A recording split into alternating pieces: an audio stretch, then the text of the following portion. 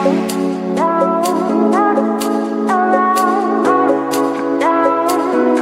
Students, welcome to PCB club. ये है आपका प्यारा सा चैनल और मैं हूँ सुमन मैम। तो आज हम लोग पढ़ेंगे फिजिक्स का चैप्टर जो हमारा रिफ्रैक्शन ऑफ लाइट था, उसी को हम लोग कंटिन्यू रखेंगे। तो लास्ट वीडियो में हमने पढ़ा था the laws of refraction of light. इसमें हमने स्नेल्स लॉ पढ़ा था और जो स्नेल्स लॉ था वो हमें बताता था कि जो आपका रिफ्रैक्टिव इंडेक्स है किसी मीडियम का, वो रिस्पॉन्सिबल होता है रिफ्रैक्शन के लिए। जितना ज्यादा रिफ्रैक्टिव इंडेक्स होगा किसी मीडियम का, उतना ही ज्यादा हमारी लाइट रे क्या होती है, नॉर्मल की तरह बैंड होगी। या तो जो हमारा स्नेल्स लॉ था वो क्या था, sine I upon sine R. तो sine I upon sine R equal to N था, कांस्टेंट था। अब दोनों ही हमारी क्या है, सेम यूनिट है। ये भी एंगल है, ये भी एंगल है, इसलिए जो हमारा एन है इसकी कोई यूनिट नहीं होती है। जो हमारा रिफ्रैक्टिव इंडेक्स है इसकी कोई यूनिट नहीं होती है। ये क्या होता है, एक कांस्टेंट होता है और ये एक प्योर नंबर है। अब अगर आपका जो रिफ्लेक्शन दिखाते हैं तो हम क्या दिखाते हैं कि जो हमारी लाइट रे है वो एयर से ग्लास में जाती है, या वैक्यूम से ग्लास में जाती है, या फिर वैक्यूम या एयर से वाटर में जाती है। तो वाटर और ग्लास ये क्या हो जाता है, मीडियम चेंज होता है और हमारी लाइट रे रिफ्रैक्शन शो करती है। तो जो रिफ्रैक्टिव इंडेक्स है किसी भी सब्सटेंस का, तो ये आपका जो एंगल ऑफ इंसिडेंस है इस पे डिपेंड नहीं करता है। इसका रीजन क्या है कि अगर हमारी लाइट रे एयर से ग्लास में जाती है या वैक्यूम से ग्लास में, तो जो एंगल ऑफ इंसिडेंस आपका एयर में बन रहा है या फिर वैक्यूम में बनता है, तो इसमें कोई खास डिफरेंस नहीं आता है। इसलिए जो मेन हमारा रिफ्रैक्टिव इंडेक्स है वो डिपेंड करता है आपका एंगल ऑफ रिफ्रैक्शन, यानी कि जो मीडियम के अंदर हो रहा है। The refractive index of a medium gives an indication of the light bending ability of that medium. जो आपका रिफ्रैक्टिव इंडेक्स है ये किसी मीडियम की ये प्रॉपर्टी शो करता है कि वो कितना ज्यादा लाइट रे को बेंड करेगा। तो यानी कि जितना ज्यादा हमारा रिफ्रैक्टिव इंडेक्स होगा किसी मीडियम का, वो उतना ही ज्यादा कैपेबल होगा लाइट रे को रिफ्रैक्ट करने के लिए। तो ये तो हो गया हमारा रिफ्रैक्टिव इंडेक्स किसी भी मीडियम का। अब जब हमारी लाइट रे किसी मीडियम में जाती है तो हमें पता है कि जब मीडियम चेंज होता है तो हमारी लाइट की क्या होती है, स्पीड चेंज होती है। तो इस रिफ्रैक्टिव इंडेक्स और लाइट रे की जो स्पीड है, इन दोनों में क्या रिलेशन है, क्योंकि रिफ्रैक्शन हो रहा है, मीडियम चेंज हो रहा है और ये चेंज होता है due to change in speed. Speed change होती है लाइट की, तभी हमारी लाइट रे क्या होती है, रिफ्रैक्टेड होती है। तो इन दोनों के बीच जो रिलेशन है उसके बारे में हम समझेंगे। अब जो रिफ्रैक्टिव इंडेक्स है और जो स्पीड ऑफ लाइट है, इन दोनों के बीच क्या रिलेशन है। अब हमें पता है कि जब हमारी लाइट रे किसी मीडियम में जाती है तो क्या होता है, उसकी स्पीड चेंज होती है और तभी वो रिफ्लेक्शन शो करती है। तो हमारा रिफ्रैक्टिव इंडेक्स है उसको हम ये भी लिख सकते हैं द रेशियो ऑफ स्पीड, जो आपका स्पीड मीडियम 1 में है और स्पीड मीडियम 2 में। तो the refractive index of medium 2, हम किसका रिफ्रैक्टिव इंडेक्स निकालते हैं, मीडियम 2 का। पहला हमारा मीडियम क्या होगा, एयर या फिर वैक्यूम या फिर वाटर भी हो सकता है। तो हम हमेशा यहाँ पर मीडियम जो 2 होता है उसका रिफ्रैक्टिव इंडेक्स निकालेंगे विद रिस्पेक्ट टू मीडियम 1। तो the refractive index of medium 2 with respect to medium 1 is equal to the ratio of speed of light in medium 1 to the speed of light in medium 2। अब हमारी जो medium 1 है, यहाँ पे speed मान ली हमने v1 है, ये मीडियम 2 है और यहाँ पे स्पीड हमने मान ली v2 है।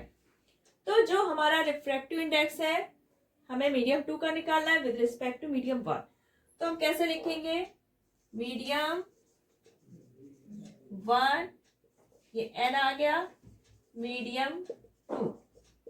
अब हमारी लाइट रे मीडियम 1 से कहाँ जा रही है, मीडियम 2 में। तो हम पहले मीडियम 1 लिखेंगे, उसके बाद n और उसके बाद मीडियम 2। अब हमारी लाइट रे 1 से 2 में जा रही है तो हम पहले स्पीड किसकी लिखेंगे, मीडियम 1 वाली, यानी कि speed of light in medium 1। Upon speed of light in medium 2। अब वन में क्या है हमारी स्पीड v1 और स्पीड जो मीडियम 2 में है वो कितनी है v2। यानी कि हम क्या लिख सकते हैं, जो मीडियम 1 है 1 and 2 equal to v1 upon v2। यानी कि हमारी स्पीड मीडियम 1 में हो गई और स्पीड मीडियम 2 में। तो हमारा ये रिफ्रैक्टिव इंडेक्स हो गया मीडियम 2 का विद रिस्पेक्ट टू मीडियम 1। अब यहाँ पर जो हमारा रिफ्रैक्टिव इंडेक्स है, तो ये तो हो गया हमारा जब हमारा फर्स्ट मीडियम क्या है, एयर है या फिर वैक्यूम है। तो जब हमारा मीडियम हमारा 1 वाला एयर और वैक्यूम होता है तो ये हमारा रिफ्रैक्टिव इंडेक्स क्या कहलाता है, एब्सोल्यूट रिफ्रैक्टिव इंडेक्स। लेकिन अगर हमारा जो 1 वाला मीडियम है ये वाटर हो जाता है और दूसरा आपका ग्लास है, ठीक है, दोनों ही कुछ एयर और वैक्यूम के अलावा है, वाटर या ग्लास, तब हम रिफ्रैक्टिव इंडेक्स जो निकालते हैं वो क्या हो जाता है, रिलेटिव रिफ्रैक्टिव इंडेक्स, क्योंकि वहां पे हमारे दो अलग अलग मीडियम है। अब जो आपका रिलेटिव रिफ्रैक्टिव इंडेक्स है और एब्सोल्यूट रिफ्रैक्टिव इंडेक्स है, इन दोनों में डिफरेंस क्या है। अब यहाँ पर जो रिलेटिव रिफ्रैक्टिव इंडेक्स होगा, यहाँ पे हमारे दो मीडियम होंगे, एक आपका वाटर और दूसरा ग्लास। यहाँ पर जो एयर और वैक्यूम होता है, इसको हम जब रिफ्रैक्टिव इंडेक्स लिखते हैं तब उसमें सबस्क्रिप्ट नहीं यूज करते हैं।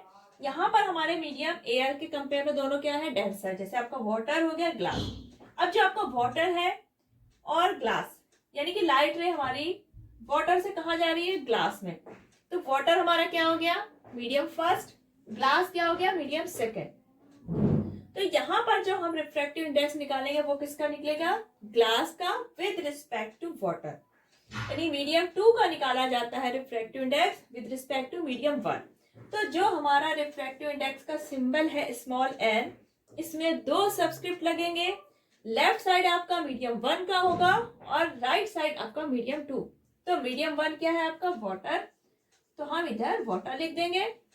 राइट साइड आपका क्या है, मीडियम 2 ग्लास, ये हो गया आपका ग्लास। तो जो सबस्क्रिप्ट लगाते हैं तो लेफ्ट साइड आपका मीडियम फर्स्ट होता है जहां से लाइट रे जा रही है, जो आपका राइट साइड सबस्क्रिप्ट आएगा वो आएगा मीडियम 2 जिसमें लाइट रे हमारी एंटर कर रही है। अब इसको हम शॉर्ट में लिख सकते हैं W फॉर वाटर, N हो गया आपका, और ग्लास को स्मॉल g, WNG, यानी कि refractive index of glass with respect to water. यानी कि आपका रिफ्रैक्टिव इंडेक्स मीडियम 2 का निकलता है विद रिस्पेक्ट टू मीडियम 1। अब मीडियम 1 यहाँ पे क्या है, वाटर, और ग्लास है आपका मीडियम 2। तो जहां पे दोनों मीडियम हमारे अलग अलग हैं तो वहां पर जो हमारा रिफ्रैक्टिव इंडेक्स निकलता है that is called relative refractive index. Clear. अब आता है absolute refractive index. Absolute refractive index में हमारा क्या होगा, जो मीडियम 1 होगा वो आपका एयर हो सकता है या फिर वैक्यूम। अब जो हमारी लाइट की स्पीड है वो एयर और वैक्यूम में लगभग सेम है, बहुत ही पॉइंट से डिफरेंस है तो उसको हम कंसीडर नहीं करते। आप वैक्यूम की जगह एयर भी मान सकते हैं, एयर की जगह वैक्यूम, इससे कोई खास डिफरेंस नहीं आता है। तो यहाँ पर हमारा मीडियम क्या हो गया, 1 एयर या फिर वैक्यूम, मीडियम 2 आपका वाटर भी हो सकता है, ग्लास भी। तो यहाँ पे हम मीडियम 2 की निकालेंगे refractive index with respect to medium 1। तो यहाँ पे जब हम रिफ्रैक्टिव इंडेक्स डिनोट करेंगे तब हम इसमें सबस्क्रिप्ट केवल यूज करेंगे मीडियम 2 के लिए। हमें एयर या वैक्यूम का, जैसे हम सपोज करें ऐसे एयर एंड वाटर या वैक्यूम एंड ग्लास, तो दिस इज रॉन्ग, हमें ऐसे नहीं लिख रहा है। हमें क्या करना है, सिर्फ रिफ्रैक्टिव इंडेक्स लेना है। मीडियम 1 को हम कुछ नहीं लिखेंगे, सिर्फ आप राइट साइड मीडियम 2 लिखेंगे।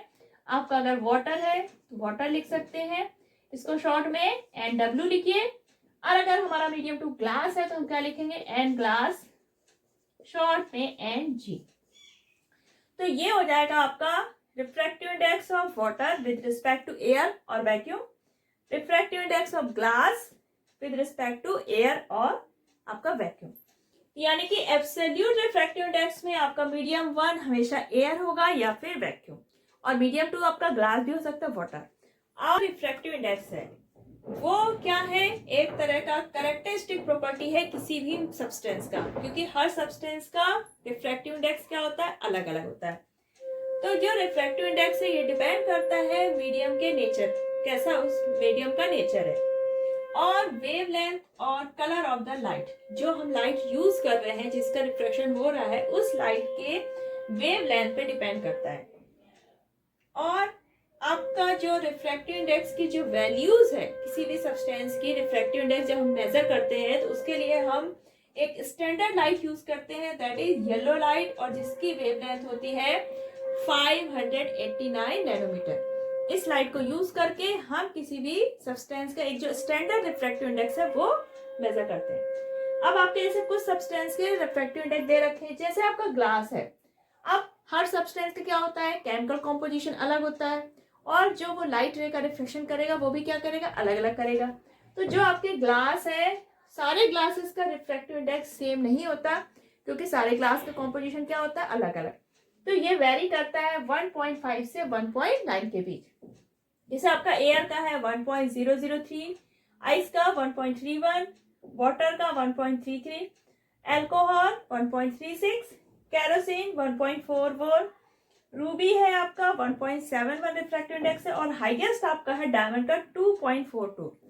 डायमंड का रिफ्रैक्टिव इंडेक्स बहुत ज्यादा है, इसलिए ये बहुत ज्यादा क्या होता है, शाइन करता है, बहुत ज्यादा लाइट कैसा करता है, ग्लो करता है। तो ये होता है due to its high refractive index. तो अब आपको समझ में आ गया होगा कि हीरे की चमक का कारण क्या है, भाई हीरा ऐसे चमकता क्यों है।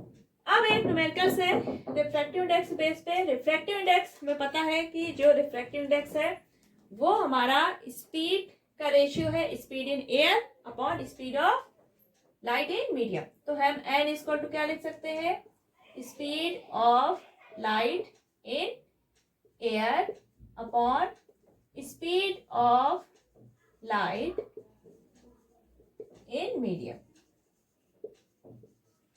तो इसमें आपकी जो लाइट की स्पीड है एयर में कितनी दे रखी है, 3 इंटू 10⁸ मीटर पर सेकेंड। ग्लास में दे रखी है 2 इंटू 10⁸ मीटर पर सेकेंड। तो आपका रिफ्रैक्टिव इंडेक्स क्या आ गया, 1.5। यानी कि जिस ग्लास से हमारी ये लाइट रे जा रही है उसका रिफ्रैक्टिव इंडेक्स कितना होगा, 1.5।